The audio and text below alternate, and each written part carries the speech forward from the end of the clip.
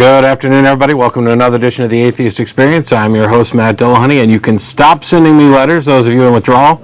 Russell Glasser's back over in the co-host seat this time. I get the letters, too. There aren't any. Ah, okay. But thanks for trying. Oh, well, you know. It's March 5th, 2006. We're live. This is a live public access television show from Austin, Texas. We're sponsored by the Atheist Community of Austin, a nonprofit educational organization promoting positive atheism and the separation of church and state. We have weekly meetings every Sunday at 11:30 at Romeo's on Barton Springs Road, except for the third Sunday of the month when we host a lecture series at the Austin History Center located at the corner of 9th and Guadalupe. This month's lecture is actually going to be me, I found out yesterday. The topic is going to be the biblical canon, and it'll be a quick march through history showing the politics and doctrines involved in canonizing the Bible, as well as taking a quick look at some things that didn't make it in or got cut at later times or added at later times. In addition to those events and this program, the ACA also sponsors a internet audio program bi-weekly called The Non-Prophets, hosted by Jeff D., co-hosted by Dennis Lubay, and featuring Russell Glasser and myself. We're live again this coming weekend, the 11th. And for more information, you can visit nonprofitsradio.com. To listen live, you can go to freethoughtradio.com. And in addition to the programs, we also host a number of social events throughout the week, particularly Thursday night's Atheist Happy Hour at Antonio's Tex-Mex on the southbound feeder road of I-35, just south of 183. That begins at around 7:30. You can come down and have drinks, have some food, meet ACA members as well as the cast and crew. And if you're interested in meeting the cast and crew, we also go to dinner after this program. We're on live from 4:30 to 6 p.m. and we're currently going to Threadgill's on Riverside. And we normally get there between 6:30 and 6:45. All of these events are open to any atheist or atheist-friendly people. Come by, meet the cast and crew, meet other ACA members. And for more information about events, you can visit our website, www.atheist-community.org. And as a reminder, for anybody who can't get in on the telephones, because this is a live call-in program, or if you just don't want to call in, you can email tv@atheist-community.org. Give us feedback, provide show topics, things you want to see addressed on the program, correct us when we're wrong, anything like that. So without further ado, welcome back. Thank you. If anybody missed my announcement about why I was leaving, I've started grad school at the University of Texas. I have underneath this long shirt my official nerd shirt from the College of Engineering, and I gotta say that holding down a full-time job while going to school for 2 8-hour days a month and still having enough time for family, as well as co-hosting a TV show, is great. It's easy. Something I highly recommend to everyone. Do that. Keeps the blood pumping. Yeah. So I didn't come up with a really lengthy philosophical topic this week, but I thought there's something that's been in the news a lot recently, and there seems to be sort of a trend of this thing, which I'm calling my topic today, hostile takeovers. Dun, dun, dun. And we begin with the story of Domino's Pizza founder Thomas Monaghan, who, if he has his way, will soon be living in a new town built in Florida, which will be governed according to strict Catholic principles, with no place to get an abortion or pornography or birth control. The pizza magnate is bankrolling the project with at least $250 million, and he calls it God's will. Civil libertarians say the plan is unconstitutional, and they are threatening to sue. The town of Ave Maria is being constructed around Ave Maria University, the first Catholic university to be built in the United States in about 40 years. Both are set to open next year about 25 miles east of Naples in southwestern Florida. The town and the university, developed in partnership with the Baron Collier Company, an agricultural and real estate business, will be set on 5,000 acres with a European-inspired town center, a massive church, and what planners call the largest crucifix in the nation at nearly 65 feet tall. Monaghan envisions 11,000 homes and 20,000 residents. Now, there have been giant crucifixes placed on public land around the country. In fact, I used to live in San Diego right around the time where one got taken down. As far as I can tell, the only difference between that and this is that supposedly this is all going to be private land owned completely by this guy. But it's a city, right? So, I mean, I don't think there's a precedent for actually owning a city in the United States, and normally I would think that even if it's considered private land, a city is still subject to the rules in the Constitution of the United States. Right. That's what I would think. Unless they're planning on like seceding from the Union or whatever. I think one of my biggest objections to this whole thing is that while they're free to go try and create their own utopia or whatever, Right. they have to, as part of the United States of America, they have to abide by the Constitution and those laws, as well as the fact that my tax dollars are going to end up funneling into this city at some point. That's right. Unless they intend to have like a John Galt paradise, you know, from Ayn Rand world, where everything is completely sealed off, and they don't have any contact with the government or any of the rest of the United States ever. I guess that would be okay. Yeah, I can't envision a lot of people wanting to live there because, you know, in the fantasy story Atlas Shrugged, which I rather enjoyed, but all the people who lived in Galt's Gulch were incredibly competent. Yeah. Unlike the kinds of people who I would imagine want to move to a strictly Roman Catholic community. No offense. This also raises other issues they'll have to be addressed at some point if they manage to go through this, and that is how much control or influence does the state have over individuals with regard to how they raise their children, etc. You know, if a bunch of adults want to, you know, voluntarily go off and live in a commune or off in the wilderness or create their own little town, and it's completely voluntary, that's one thing. But especially in a town like this where you're doing away with all forms of contraception and abortion, you're going to be raising kids there. Right. And while homeschooling is, you know, one way to go. And young adults have rights too. Yeah, I mean, just because their parents voluntarily moved there doesn't mean that the kids should suddenly be subject to these insane laws that they're trying to impose on everyone.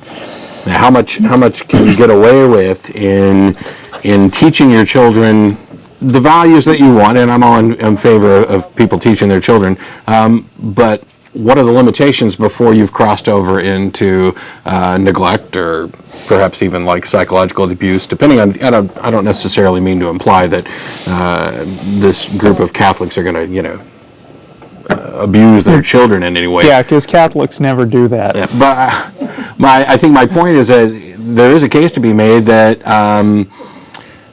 not teaching people properly, it could also be a form of abuse as well.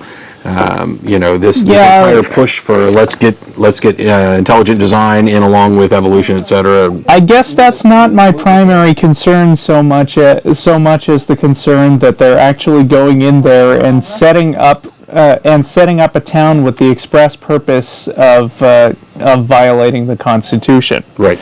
I mean. You know, you can extrapolate this and sort of imagine, let's say, some kind of sci-fi future where basically the Constitution, everybody gets around the Constitution because every city and every town is owned by someone private. Is that legal? Or, I mean, you know, if people had the means to do that, would it be legal? I don't know. Maybe I could just, after I've bought my land and built my house on it, declare that it's a city of just, you know, one. I declare this Russellville. Yes. Welcome to Russellville. Yeah, and and if you want to come in here, then you know you must once a month come and offer sacrifices to me. I don't know. Sacrifice to Russell. The American Civil Liberties Union, not surprisingly, has a problem with it. let's see, Howard Simon, the executive director of the ACLU in Florida, says if they attempt to do what he apparently wants to do, the people of Naples and Collier County, Florida, are in for a whole series of legal and constitutional problems and a lot of litigation indefinitely into the future. So that'll be interesting to watch. Yeah, there are real problems with that, in that, voluntarily or not, you are limiting and, in fact, taking away rights which are generally guaranteed by the Constitution and have been, interpreted by the courts. Yeah, as far as I know, as far as I understand it, if a whole city gets together and decides to pass a law that is counter to the Constitution, like, in this city, blacks can't vote. Right. Even if there are no blacks in there, and even if they decide unanimously that this should be the law, that's not the way things work. Right. And the other thing is that this doesn't seem to be necessary in the sense of actually establishing laws and guidelines saying this is illegal here. If you really have, perhaps a 100% consensus on what you want in your town, it should be pretty easy for business owners in that town to just say, you know what, we're not going to sell contraception. You know what, we're not going to sell pornography, and for the doctors and things in that town say we're just not going to perform abortions without actually establishing a law to make it illegal. You would think this is a way for them to keep other people out of their town. Right. Another quick little thing is it says home buyers in Ave Maria will own their property outright, but Monaghan and Baron Collier will control all commercial real estate in the town, meaning they could insert provisions in leases to restrict the sale of certain items or block various other constitutional rights. I bet there's a liquor store in that town, though. According to this, the things that they won't have are abortion, pornography, and birth control. Yeah. So, hey. They're not the only ones going off on this little thing. Okay. There's a bill, and the Missouri legislators in Jefferson City are considering a bill that would name Christianity the state's official majority religion. Now, that baffled me right off the bat. Majority religion? Yeah, official majority religion, because you could say the majority of people living in Missouri are Christians. Well, you don't need a law to state that it's the majority religion. Yeah, majority is a simple mathematical fact. Either Christianity is the majority or it isn't the majority. It's not like it can become more really the majority by passing a law saying it. Yeah, and if you do pass a law, what happens if 100 years now, you're all of a sudden your population is no longer a majority Christian? Maybe people come to their senses and drop their beliefs in Christianity. And so what do you do then? Do you have to... Well, what does that law actually do? What does it make people do? The resolution would recognize, and it's all very vague, a Christian God. It would not protect minority religions, but it does protect the majority's right to express their religious beliefs. My thinking is this is a way of getting around Supreme Court decisions on things like intelligent design creationism, teaching them in the classroom. If you declare that your state has a majority religion and it has special protection for the rights of that majority to express their beliefs, then this may be a way of them trying to pull an end around the Constitution. The resolution also recognizes that a greater power exists and only Christianity receives what the resolution calls justified recognition. I don't know how much more vague you can get than that.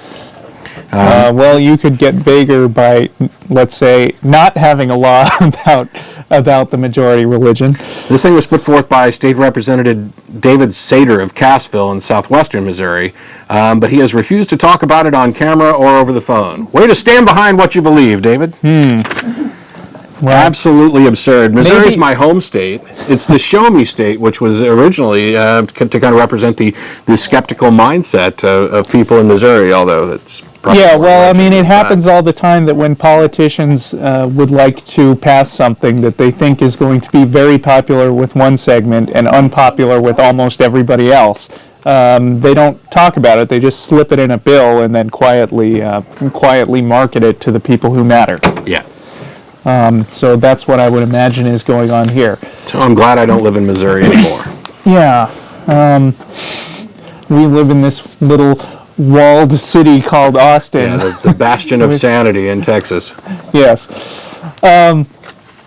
But these people aren't the first people to try to escape the horrible, crushing oppressiveness that we know as the U.S. Constitution. In fact, there's a movement that's been going on for a couple of years now, I would think, which you can check out for yourself if you go to christianexodus.org. christianexodus.org is an attempt to do something completely stupid. And by stupid, I mean, even if it was a good idea, well, okay, it's not a good idea, and it doesn't make any sense that and it doesn't have a chance in hell of actually working. But I think if it worked, if they managed to go through with this, it'd be the best social experiment ever. Yeah. Well, ChristianExodus.org, according to the front page of their website, is moving thousands of Christians to South Carolina to reestablish constitutionally limited government founded upon Christian principles.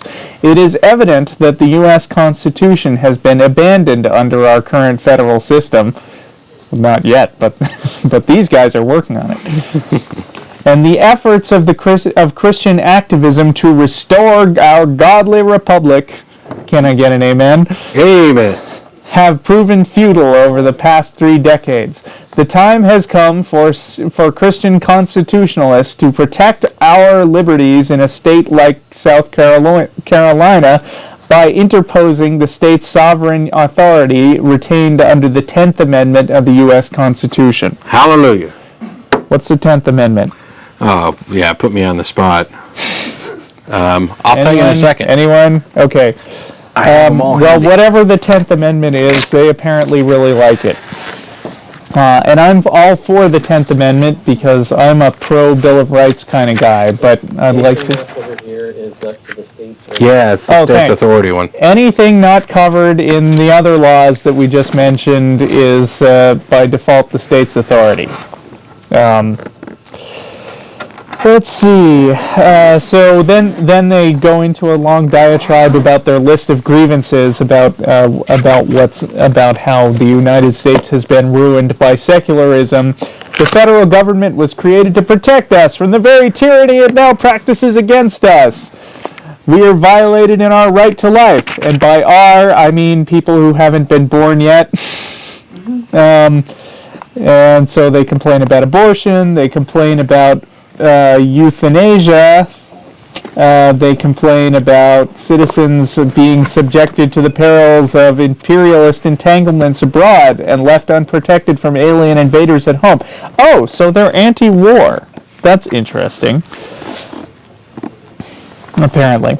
We're violated in our right to liberty, and they mention abortion again. Christians are denied their right to free speech, freedom of the press, the display of religious monuments, and other expressions of faith in the public sphere. Good grief. Okay, Christians, I don't know if I'm saying something that's like obvious to absolutely everybody watching, but Christians are not violated in their right to free speech. Absolutely anything can write whatever comes into their head and distribute it by any privately accessible means they want to. By the same token, I should mention that children can pray in school pretty much any time they want to, except at a time when it would be disrupting the normal flow of the class day. What cannot happen is that teachers impose a particular period of time set aside and say, okay, we're all going to pray now, kids. Yeah. This thing about Christians being persecuted, I mean, it happens all the time. You've got people like Falwell and Robertson who are talking about, I mean, I've heard them compare it, and this won't shock too many people, but I've heard they compare it to the Holocaust. Oh, no. That Christians are more persecuted today than Jews were during the war. And it just baffles me that these guys can say things like that. When yes, the poor when they 80 control all 3 branches of Right. government. You've got an 80% majority. If you're really being oppressed, it's your own fault. Yeah. Well, and they aim to do something about it. Yeah, move to South Carolina. Yeah. Go ahead.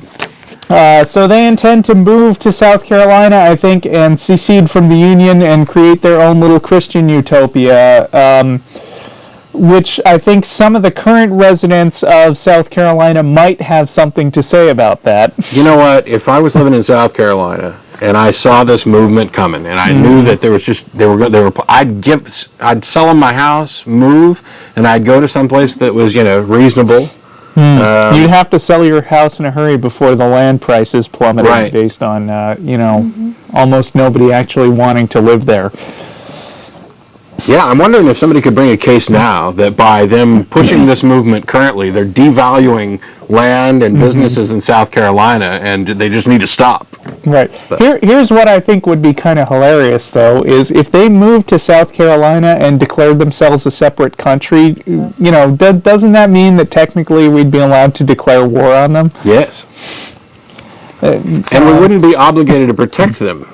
Right. Which is funny, because one of their grievances early on is citizens are subjected to the perils of imperialist entanglements abroad and left unprotected from alien invaders at home. Well, if they pull this off, then the entire U.S. would be alien. And I'd like to see what kind of army they can muster. Yeah. God's army. Yeah. So I've got one last story, which is sort of semi-related, but it's kind of off the religion topic, but it just shows how people can go to sort of the opposite extreme. And this one is, interestingly enough, about a group of libertarians who have a similar idea. And bear in mind that some of my best friends are libertarians, but these particular guys in this story are nuts. So let's see. Loving County low on people, but still full of controversy. How empty is Loving County? So empty that when Sheriff Billy Burt Hopper ran for office in 2004, he and his opponent attended each other's campaign barbecues. Ba-dum-bump. Thank you. I'm here all week. So empty that it can't sustain two political parties, so Republicans and Democrats all call themselves Democrats and vote in a single primary. Why, it's so empty that it has trouble seating 12 jurors who are not related to a defendant. It's so empty. I don't like this stuff, but apparently this is actually true. So empty that the jail was moved to Pecos, 26 miles away, in 1994. This is in West Texas. At last count, 16 people lived in, I guess, the big city of Mentone, and 55 more were spread out through the rest of the Loving County's 645 square miles of West Texas grassland. So we basically got this big, sparsely populated county, which seems like the perfect place for a bunch of people with an agenda to pour in and suddenly set up their perfect utopia. So surprise, surprise, surprise, that's what's happened. Okay, sorry, I lost my place. But let's see. Hopper's forebears settled in... Hopper. Okay. Well, okay. But so basically, a bunch of libertarians decided that this would be a great place to come in and set up a big social experiment where they could be free of pretty much any kind of government regulation whatsoever. So in that sense, it's sort of the polar opposite of the Christian of the Ave Maria town, because they want to set up a town where they can shove in as many personally invasive laws as possible. So South Carolina is probably going to have the Protestants, and this city in Florida will have the Catholics, and they'll form an alliance to attack these libertarians in West Texas. Well, that would be interesting. It would be like, okay, so we'll have the libertarian mini country in Texas, and then the guys from Florida will come in and invade, and we'll have an army of like 10 people on each side marching at each other. Anyway, I think to avoid violence, they could probably do it all with paintball guns and just say, "Oh, we win, we're taking over." Yeah. So here's what they want. The goal, according to an email attributed to a group member, was to move in enough libertarians to control the local government and remove oppressive regulations, such as planning and zoning and building code requirements, and stop enforcement of laws protecting victimless acts among consenting adults, such as gambling, incest, price gouging, drug handling, dueling, and cannibalism. Because if there's one thing that I worry about as oppressing me in my day-to-day life, it's the fact that I can't go ahead. Excuse me, Matt, can you take it? Sure. Yeah, the whole... We had a good laugh about this earlier, actually, trying to figure out whether or not... we're supposing that, when they say incest, that it would be among consenting adults. Yeah, the same thing would be for I guess dueling. we wouldn't be talking about incest between, someone and their Right. 12-year-old. Although, who knows, because I have a hard time, I think I can understand at least enough about the libertarian position to know how they can justify those things. And I believe this is probably somebody spinning a little bit, because if you say, for example, with regard to the cannibalism thing, sure, I'd like, after I'm dead, for them to toss me on a barbecue grill and have all my friends eat me. From a libertarian point of view, you've consented to doing this, and if the other people want to do that, they're within their rights to do it. I happen to think it's one of the most ridiculous things I've ever heard. I guess, but I mean, it's kind of a slippery slope issue because, there are laws against, oh gosh, what can I say? Actually, I don't know, because, if you consent to be killed, for instance, As you would in a duel. Right, as you would in a duel. Or, there's a hot button issue about living wills, for example. If you write down on a piece of paper, under these circumstances, I would like to die. Right. I guess that's something that many of us support. Yeah, I think what they did was they picked extreme examples in order to try and spin an agenda, when really what they're talking about is But if they want to get people to support this idea of taking over I don't think Loving the County, article was written by somebody who wants it to be supported. No. It says here that this is according to an email attributed to a group member, and the part about dueling and cannibalism is in quotes. So this is their pitch. Come here and be a cannibal. If you don't like me, we can duel at dawn, and if you win, you can eat me. But let's go on and take some callers real quick. Well, wait a minute. Well, you've got one thing at the end of that, right? No, let me wrap up. Let me wrap this thing up by pointing out the common thread I see here, Right. which is people trying to get away from the United States because they want to pretty much insulate themselves from interacting with other people. Let's face it. If this whole cannibalism angle was popular at all, then they might consider actually getting it passed among a population of of normal citizens living in a normal town. But guess what? That's never going to happen. Right.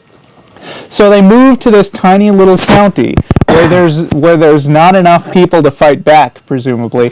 Oh, and I forgot to mention that these people in Loving County are in fact fighting back. They say days after he received this material, Pendarvis and two other libertarians showed up to look for land, and last fall claimed they had bought property on eBay, filed voter registration forms, but the sheriff said after checking deeds at the county courthouse, he talked to the presumed sellers who were in California and was told that the property had been sold to other buyers. He and the Texas Rangers then filed misdemeanor charges against the men who had left the state. We need people bad, don't get me wrong, said Hopper, 68, who is also the registrar of voters, all 60 whatever of them, and the tax assessor and collector, but we don't need that deal. They're fighting back on a technicality because apparently these guys are basically involved in fraud as well as trying to take over the county.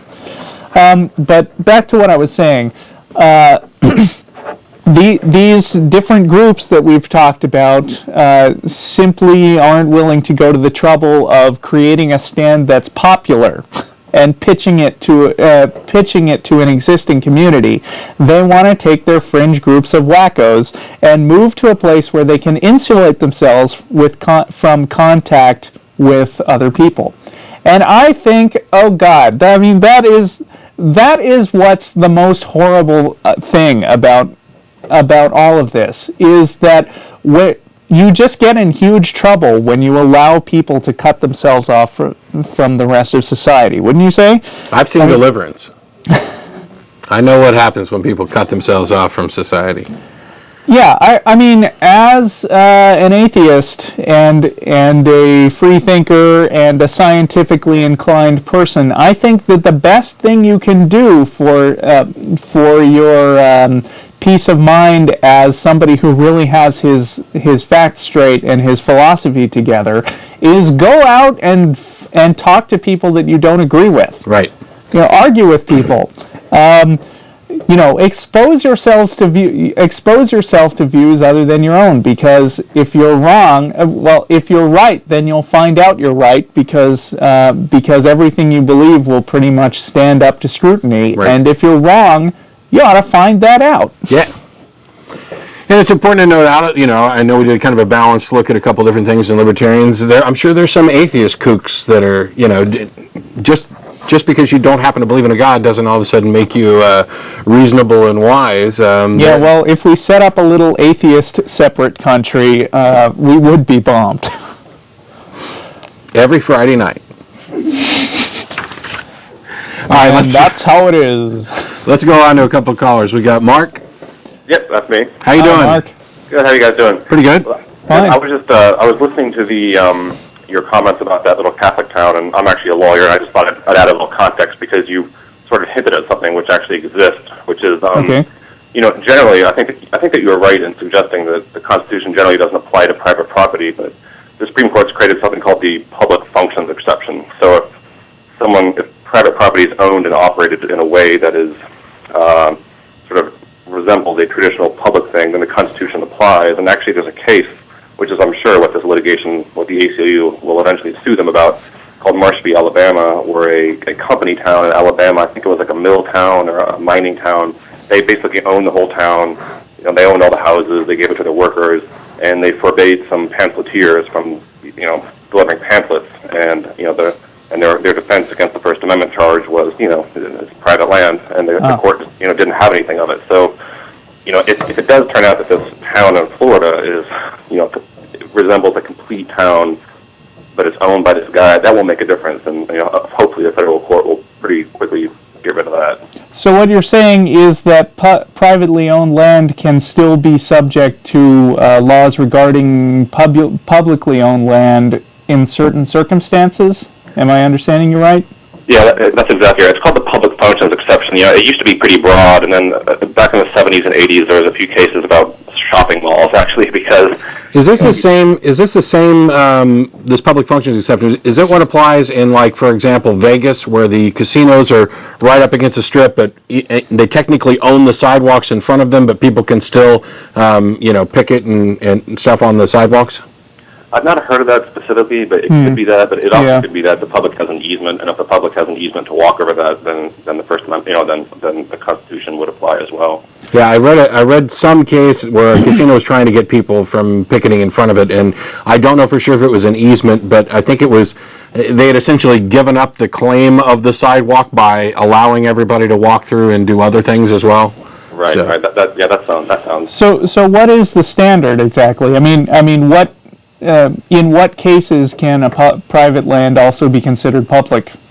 It's changed a little bit. Originally, the first case, this March v. Alabama case, was a classic town, and after that, there's a couple cases about shopping malls actually, and there was a case where the Supreme Court said the shopping mall, because it was so sort of like a public thoroughfare, they actually held that was a public function, and then the court about 10 years later actually reversed that directly.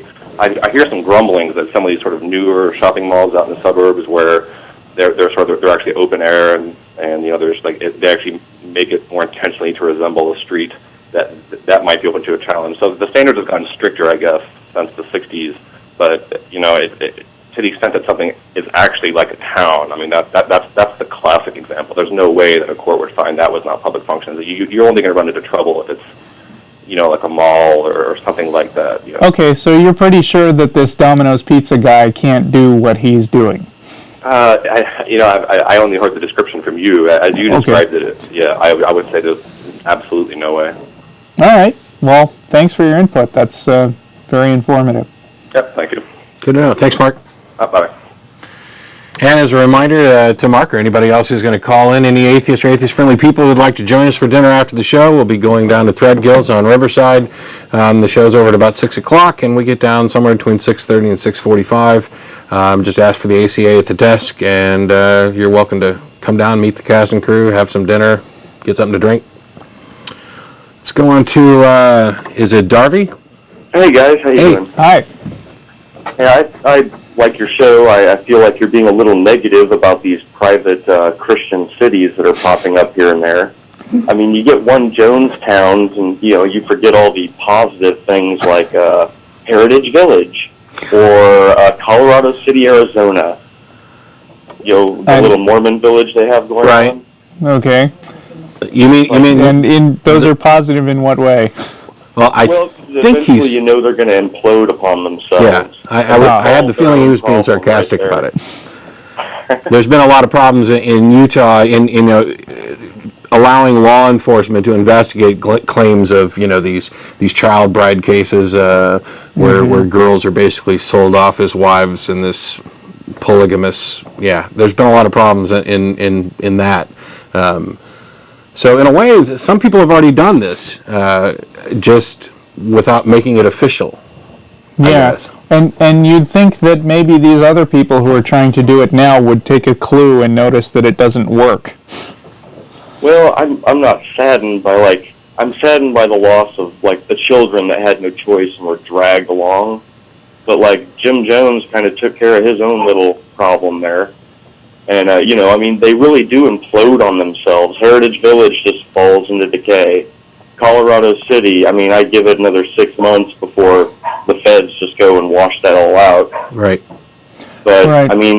you kind of I think we have to let these people group together and watch their experiments just go horribly wrong to show everyone else that this does not work. Yeah. Abstinence in Lubbock. That's really unfortunate, but now you have the highest AIDS statistics in the world there, America, right in Lubbock, Texas, and the highest pregnancy rate. Mm-hmm. Yeah, I don't know if they're actually the highest on AIDS. There's some of the highest for sexually transmitted diseases and pregnancies. Yeah, for the abstinence only education out of Lubbock. Yeah, we talked about that before.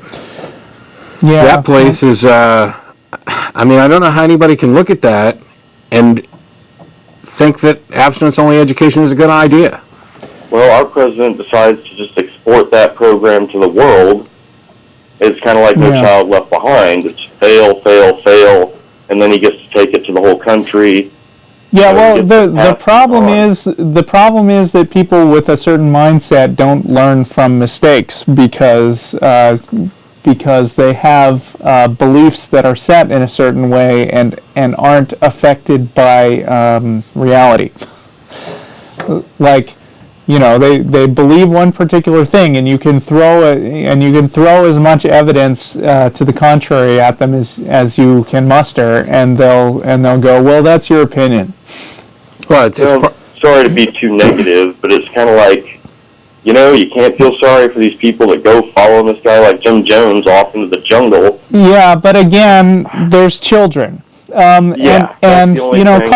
me something of an idealist, but I think that there's potential for good in everybody, and I think that if you get dragged along with your parents, you're likely to become the kind of person who is impervious to facts. There's another issue though too, and these people are free to do whatever they want, but if you've been raised a certain way, you could be an adult and believe, Christianity or whichever religion you choose, and fall under the influence of somebody who may end up doing you harm and dragging you off to some separatist community or whatever else. Yet if you had access to additional information and somebody was able to present the information such that you could analyze it, maybe you wouldn't have gone along that way. Yeah, I mean, look, we have laws against cults, and there's a reason we have laws against cults, because even if, even if an adult of more or less sound mind is personally convinced that joining this cult is the best thing for them, it's not necessary. That decision isn't necessarily made completely freely, because cults use all kinds of brainwashing tricks, and this is really well documented about the kinds of things that they expose you to drag you in.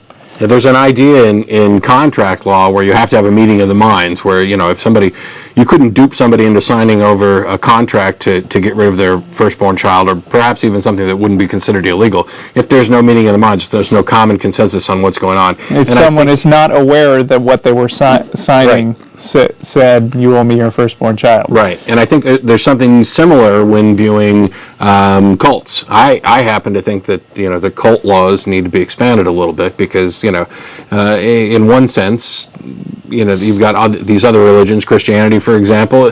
They're just cults that happen to be a little more popular.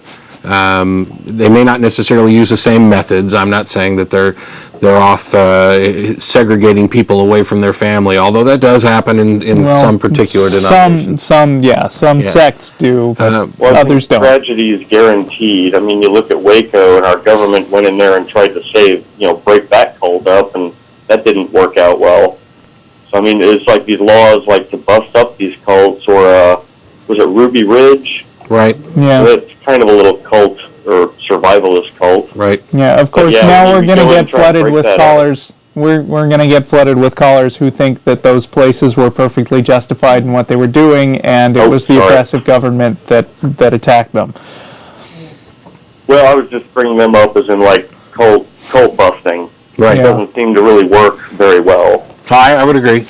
Well, I mean, you hear about the cases that go spectacularly wrong. You don't hear about, cults that are nipped in the bud early, because that's not news. I would imagine you also don't hear about, some small commune that's, been productive and doing okay. That's true. Well, there's like the Lost Boys organization trying to rescue boys kicked out of Colorado City.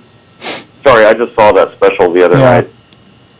But the woman they interviewed on the special, by the time it aired, had gone back to her husband with her children and moved back to Colorado City. Oh, wow! And it was just like, okay, that's the strongest pull. I mean, she went back in, I think, with Dateline and exposed the whole thing.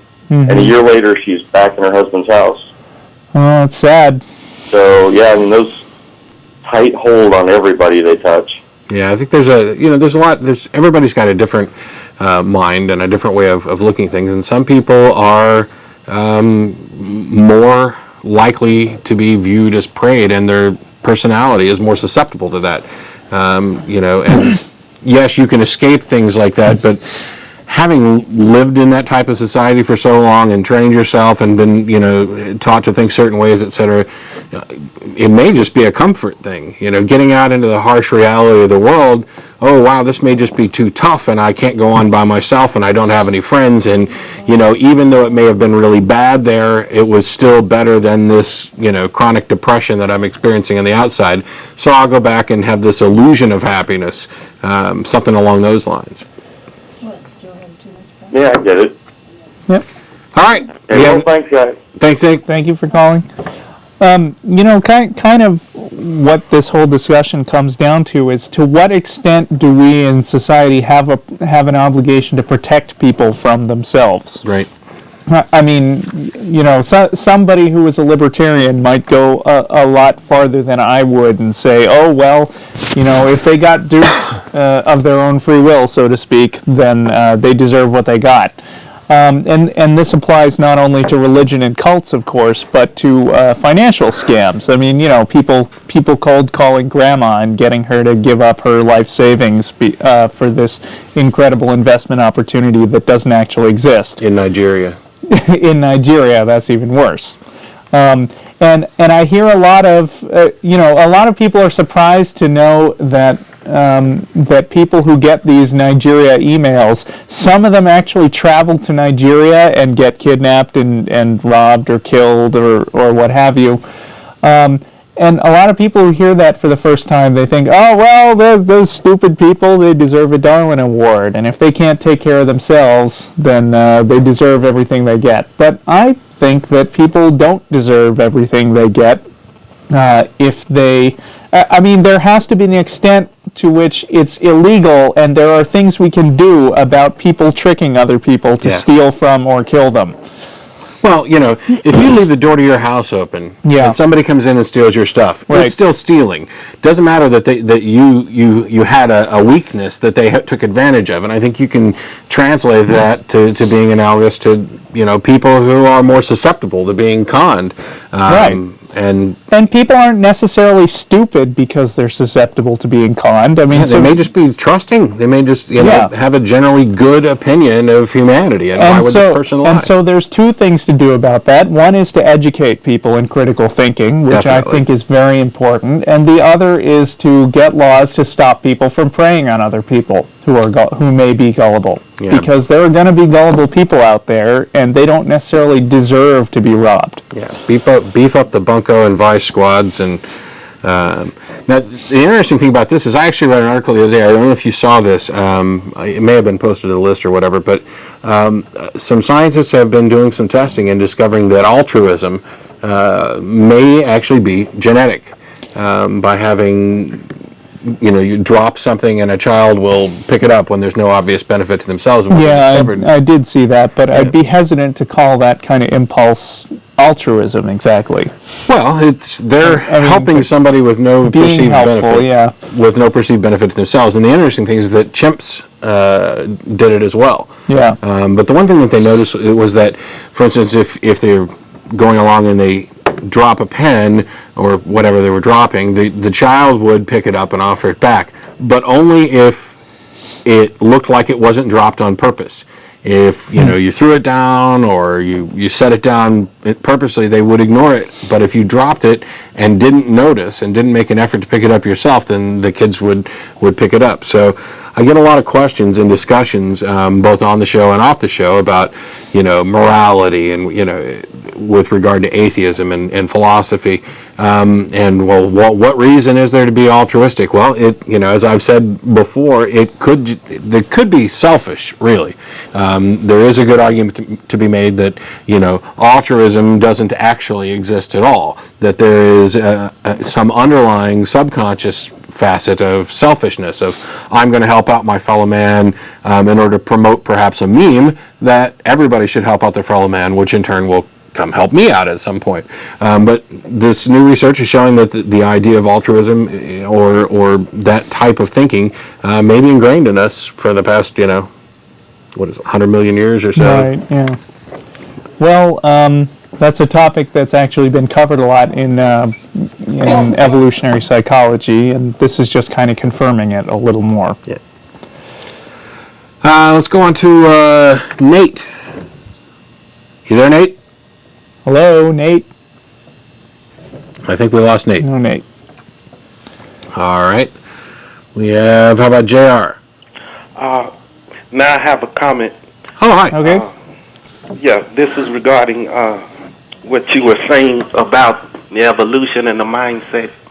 Well, first of all, there's been too much dictation going around, with the government and with how you say people should be a certain type. I don't understand that. I'm not necessarily sure I understand what you mean. You say that this atheist experience is the right way, and it's like you're putting it as it's the only way to live. No, we didn't say that. Well, that's the impression I'm getting. Well, I happen to believe that having a rational mindset, personally I believe, is the best way to live your life. And for me, what's the problem with somebody believing I would be more concerned about somebody who's saying that they don't believe they're living the best life possible. Because you can't just rationalize life that way. Well, I'm not talking about a rationalization. Well, life is an existence that you have to come to some understanding with. Says who? Well, I agree. Well, I mean, There has to But be it's a hard to point tell what you mean. there has to be a point of what? to our existence. There has to be a point to our existence. You're saying, okay, so you're talking about basically there has to be some meaning to your life? Is that what you're saying? Yeah, there has to be some reason why you're living. Sure, lots of reasons. And it's, like I said before, it's not just mechanical mechanisms and things of that nature. Well, I don't know that I necessarily said we knew for sure that it was all mechanical or even hinted in that direction. There has to be some explanation to why you're breathing. Yes. Okay, well, study science, physics, and evolution, and there's your explanation. Okay, but those things only pertain to science, you see. Yes. That's true. And that's just another theory that hasn't been proven. That's just like an analyzation of what's taking place on Earth. Yes, and that's what's taking place on Earth. I'm not sure what you're saying in that science is just another theory. Because it's just like looking under a car engine, where you can see where the pistons move and the motor and all that. Mm-hmm. Okay, you can analyze that. Right. But you can't really just sit there and analyze, well, this is how I breathe and walk. Sure you can. And this is what gave me this movement, you know. Why do you think you can't do that? That's exactly what science does. Well, you can say you're doing that, but you can't sit here and convince me that it's I think what you would like to say is that there needs to be an externally imposed, intelligently assigned motivation for your life. Is that what you're saying? Well, basically, I believe that there has to be some creator of all of this. Why? Because if there wasn't a creator of all of this would not exist. Prove it. Okay, the proof is all around you. The proof is yourself. I see all kinds of things around me that don't apparently have a creator. Well, I see rocks and stuff that are laid around completely at random. Okay, but you don't operate on gasoline. You don't have a battery pack. Right. Okay, so I operate on fuel derived from food. You operate on food derived from food. Fuel. The fuel. The battery, the gasoline you're talking about. Sure, I don't want to pour gasoline into me because I'm not a car engine. The fuel that I run on is food. Yeah, you know, plants and animals. Plants can run on sunlight. They use photosynthesis. But if I just sit around in the sun and expect to get energy from it, I'll die of starvation. Different kinds of things use different kinds of fuel. Okay, well, what keeps that going? What keeps that cycle turning until you pass away? Well, the energy from the sun. The energy from the sun. Yeah, okay. Basically that's what it comes down to. Well, that can't be the bottom line because the sun has to have some source of its energy. It does have a source for its energy. Okay, where does that source come from? Where did it come from? Or who provides this source? What makes you think there's Why a do you say who? Well, what if you don't like that term? Then what provides the Well, source? let me ask you a question in return. I'm gonna assume I'm gonna go out on a limb here and say that what you're after is it's God, right? There has to be a God. Okay, so what provides the, how does God keep working? What provides the energy for God? Well, what provides the energy for God is the spiritual realm. Okay, what provides the energy for the spiritual realm? It's the beginning of all creation. Okay, where did that come from? That came from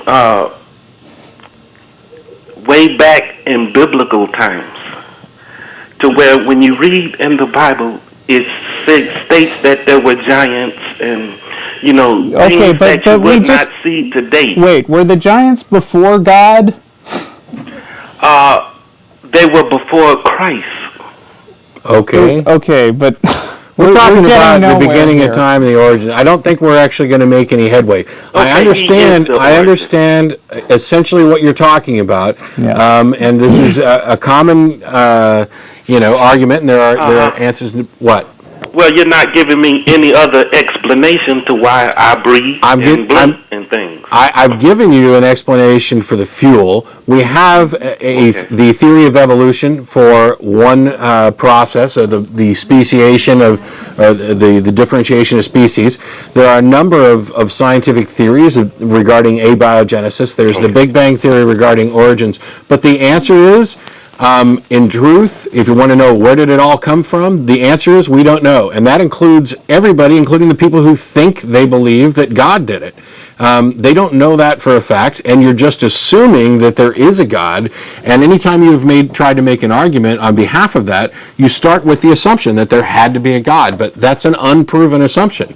Okay, in response to that, I have not seen on any newscast where some creature has transformed into a man or is in the process of growing fingers and arms. Okay, this is too much to cover on this show, but you completely don't understand how evolution would work. Well, I've made my point. And I'm haven't seen I'm not any trying evidence. to insult you there. And you know what? If you check out this link here, it explains some of the common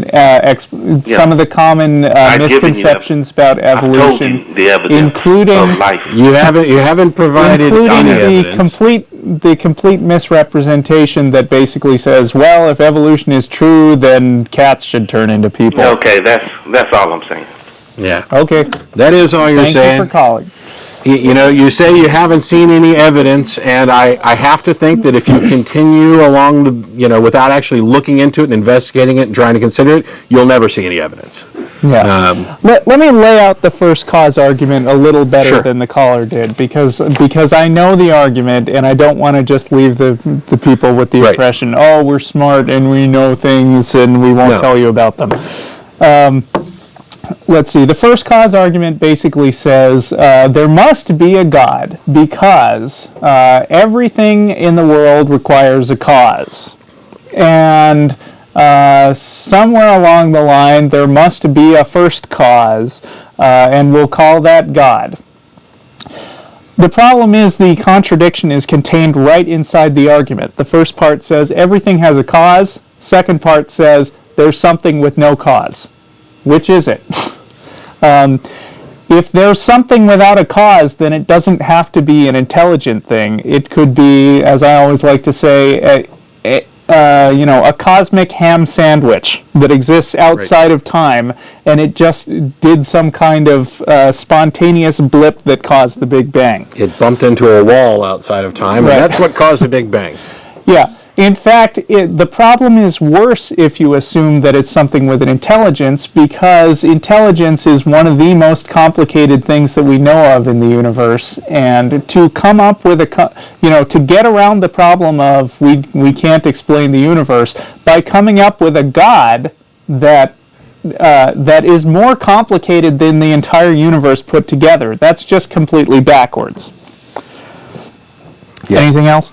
No, that chain back of, what created this, what created that, what created the universe, well, God created the universe, well, what created God? Well, God didn't have to have a cause.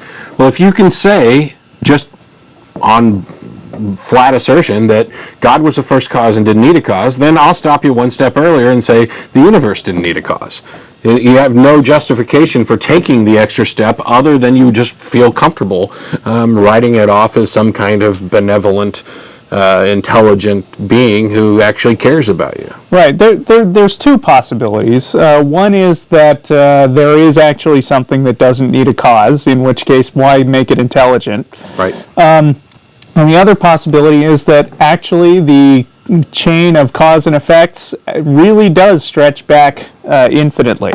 That's kind of weird to get our minds around, but there are cycle theories, like for instance, Big Bang happens, it all collapses into a big crunch, and the energy generates a new Big Bang. Right. And we don't, and nobody really knows what the answer to it is, but when you don't know something, the solution is not to make something up and say, that sounds good to me. Yeah. When you talk about things like the Big Bang Theory, it's a scientific theory, and like any other, it is subject to revision upon new evidence and new things that we learn. As soon as you give the incredible non-answer, God did it, no point in investigating or looking any further, and that answer can't ever be changed. If you're gonna stick with it, because you can't modify. I mean, it's God did it. I don't know how it happened, but God did it, and that settles it. That's good enough for me. Well, I'd much rather be comfortable saying, I don't know. I don't know how it happened. There are good ideas about how it could have possibly happened. Maybe we'll never know. But there's no justification for just saying, well, I say that God did it, or God had to be the first cause, or the uncaused first cause, or that's unprovable. It's just a flat assertion. And I think it's mostly out of comfort for wanting there to be something bigger that loves you and appreciates you. But okay, next. Let's go on to, is it Bob? Hello. Hey, Bob. Hi. The meaning of life. It's clear that we're here for bacteria and viruses and cancer to eat us, and that they are the chosen ones because we are for them, and they will eventually get us and eat us, kind of like a shark would eat us or something like that. Assuming the sun doesn't explode first. How many does it take? 42. There you go.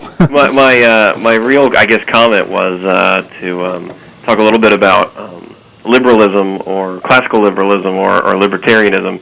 It's really based on a principle called force or fraud, and that most libertarians, most classically liberal people, believe that you can do whatever you want to as long as you're not forcing or frauding someone.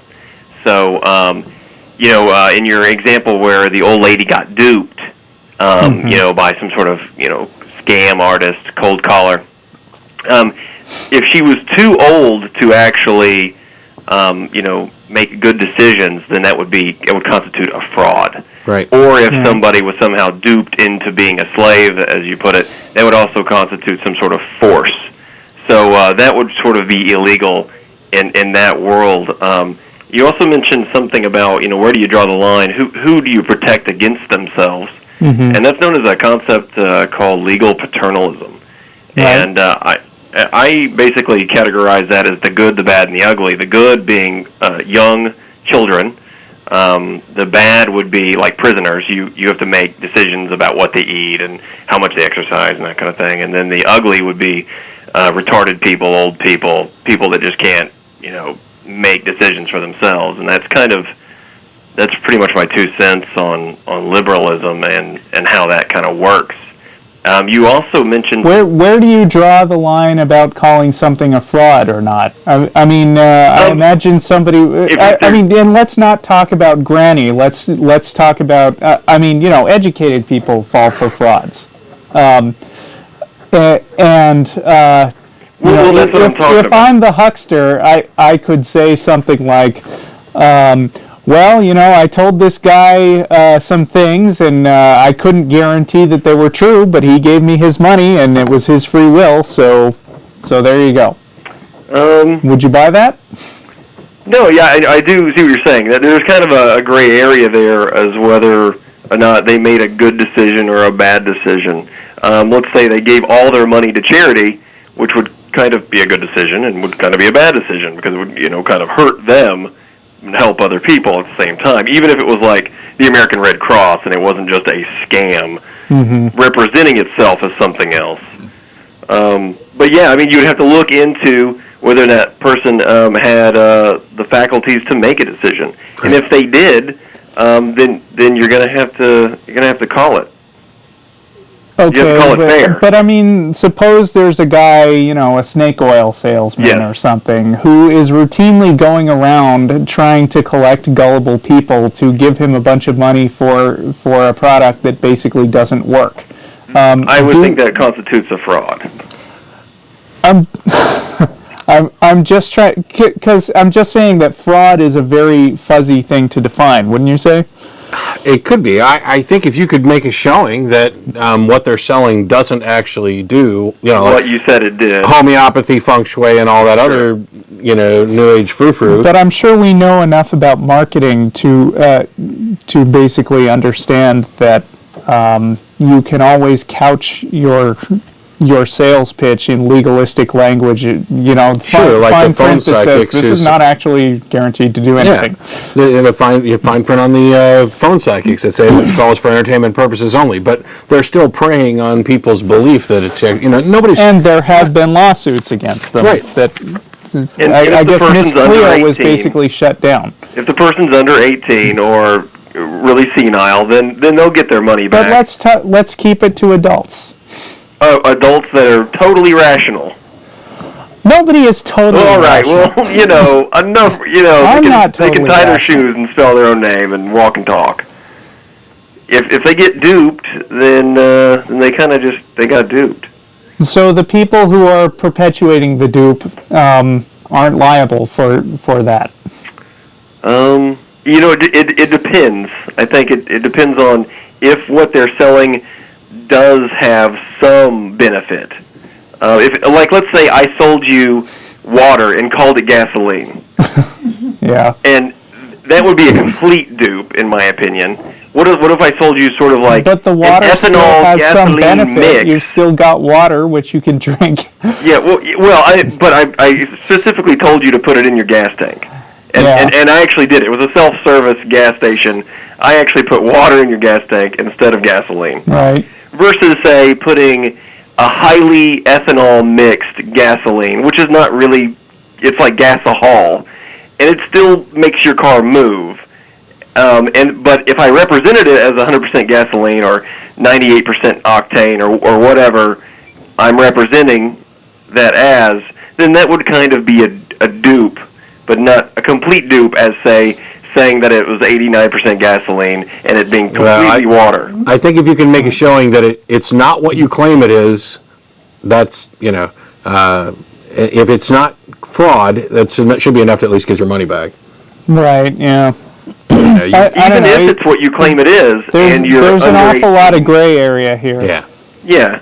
But even if it's what you claim it is, and you're under 18, or you're really senile, or you're retarded, or you're in prison, or something like that, then all bets are off, and your pretty much your contract is not worth anything. Right. Well, I mean, all I'm saying is that it's not really as simple as what one group of people wants a paternalistic government to be your daddy, and the other group just wants freedoms. I mean, everybody thinks that it should be cut off somewhere. It's just a question of where you draw the distinction. We've gone through this before with helmet laws. Yeah, helmet laws. Do you have the right to force people to wear a helmet? I mean, you're really talking about protecting themselves, you're protecting the people, but you're also talking about protecting society because if they, for instance, don't have health coverage and end up in a vegetative state, now all of a sudden everybody else has got to pay for it because they didn't want to wear a helmet.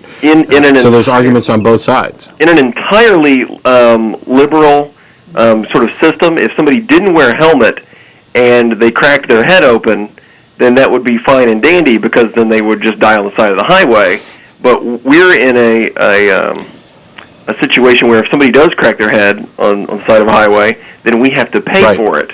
And let's say if you had kids and you did that, then I have to take care of your kids when you would have survived an accident and you could take care of your kids, kind of a thing. So in a strictly liberal sense, if everything was liberalized, then that would be fine. Don't wear your helmet and your kids will die and you'll die and whatever.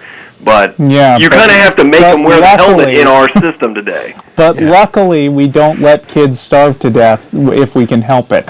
Well, and legal paternalism would probably kick in that moment too, because the kids don't have don't have the resources. They're being forced into a situation that you could kind of get them out of collectively. Well, anyway, thought I'd bring it up. All right. Well, thanks for your input. Thanks a lot. Thanks. And as a quick reminder to Bob or anybody else, we're going to Threadgills after the show down on Riverside. The show's over at 6 o'clock. We'll get there somewhere between 6:30 and 6:45. Any atheist-friendly people are welcome to join us. Come down and meet the cast and crew and other ACA members, as well as some other guests showing up. You want to move on to another caller? Do you have something else to add to that one?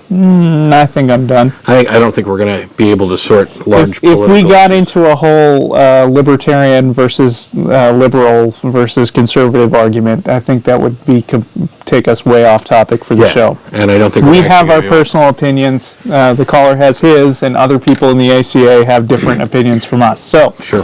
off topic. Let's go on to Keith. Good afternoon, guys. How you doing? All right.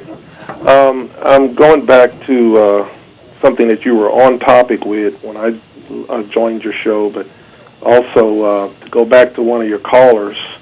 When I recall one of you asked him to prove it. One of you said, prove it. Right.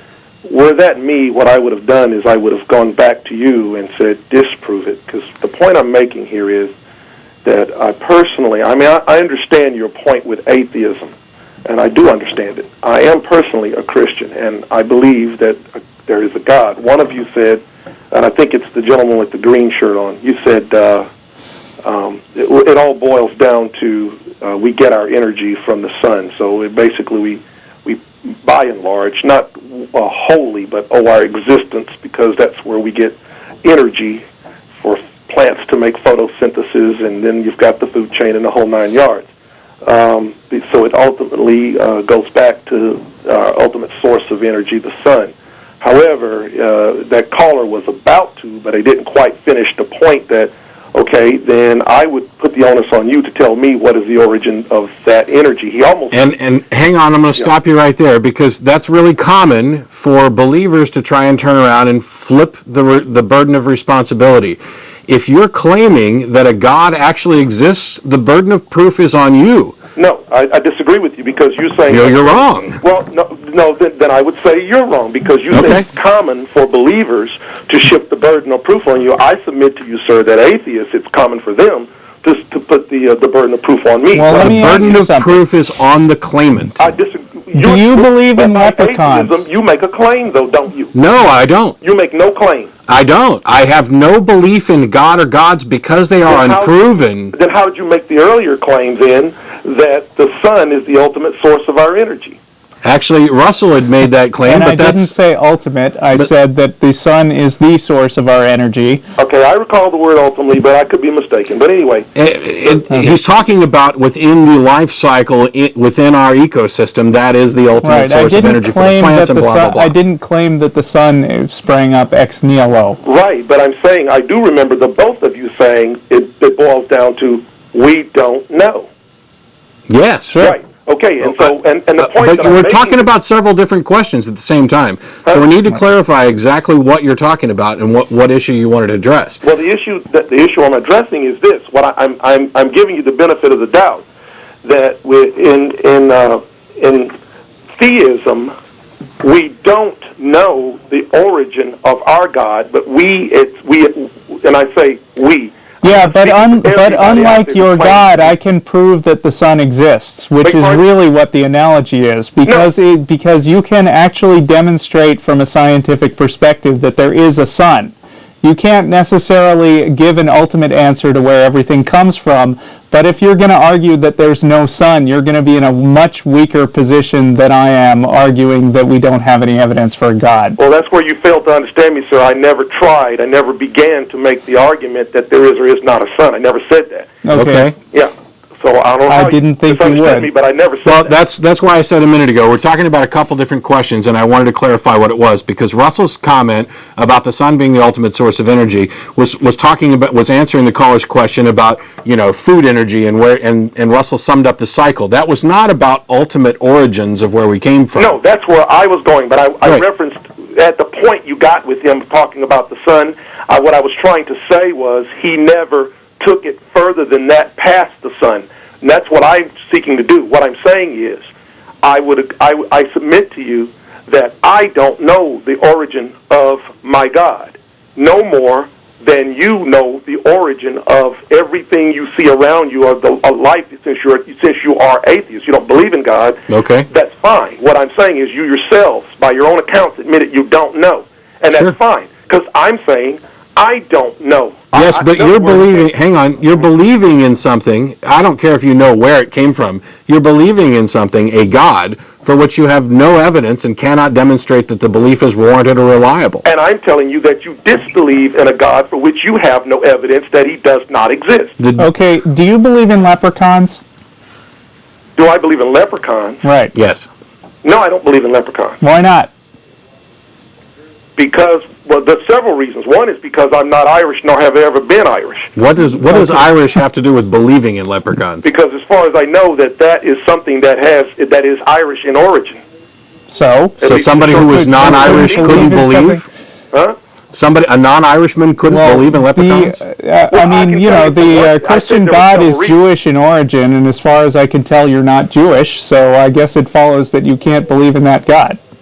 That can't believe in what God? Let's stick with leprechauns. Sure. Okay, sure. Why don't you believe? Seriously, you could believe in leprechauns if you decided to. If you put your mind to it, you could say, I believe that there are little green men, couldn't you? No, I'd have to put more than my mind to it. Why? To believe that there are leprechauns. Can you prove that there are no leprechauns? I've never seen one, but can you disprove that there are no leprechauns? I certainly cannot. Wow. But I still don't believe in them, and neither do you. Thank you.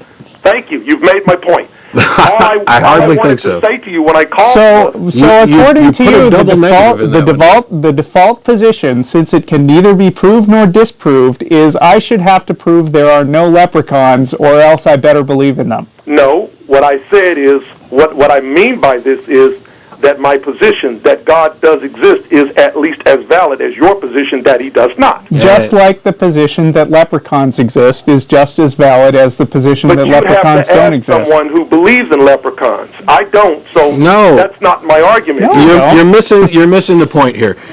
Do you believe in dragons?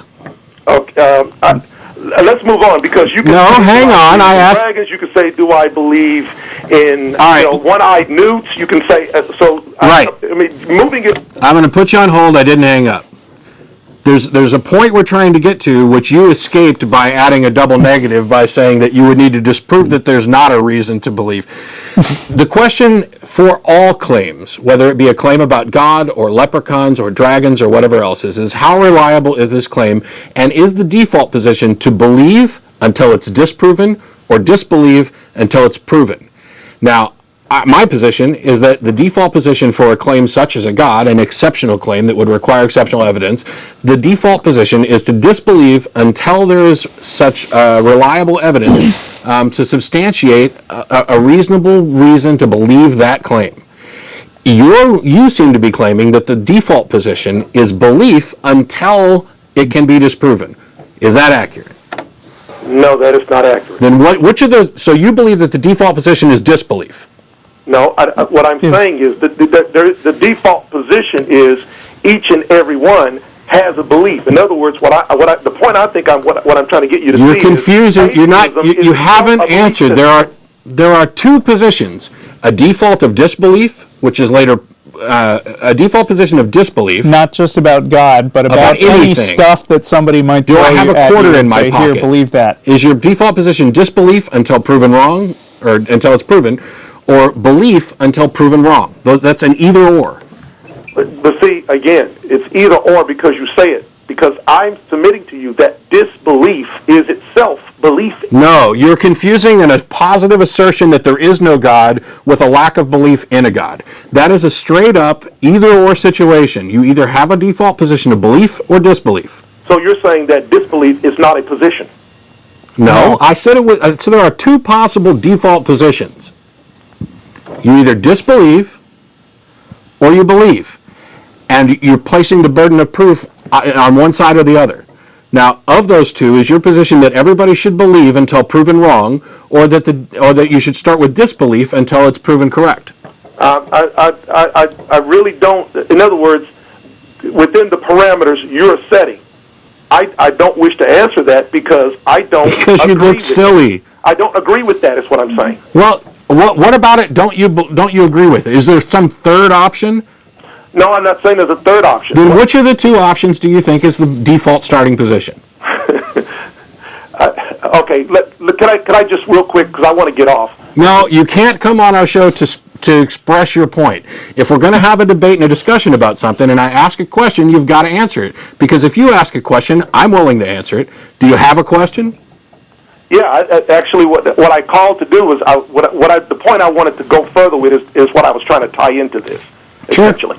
What I was trying to, the point that I was trying to make was that earlier what you were talking about, I think this is kind of what your topic originally was, at least it was when I joined your show, was we were talking about the discussion of whether or not people deserve or do not deserve to be duped, and if they are, they deserve the Darwin Award, etc.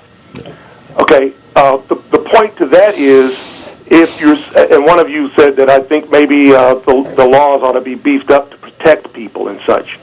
I believe that, for instance, symmetry in animals and plants is something that doesn't just happen. Now, the scientific community might say that that's something that happened because it is the most efficient way of survival of a particular species. Leopards have spots because that is the most efficient way for that animal to survive. Okay? Now, are you with me so far? Probably not. Probably Actually, not. I think I am. Okay, but Russell is. Go ahead. Yeah, probably I am, not. and he's not. Even I can't get my answer out of you, and I'm not going to force you into a box with that, so I'm just going to move on. But what I'm saying is this.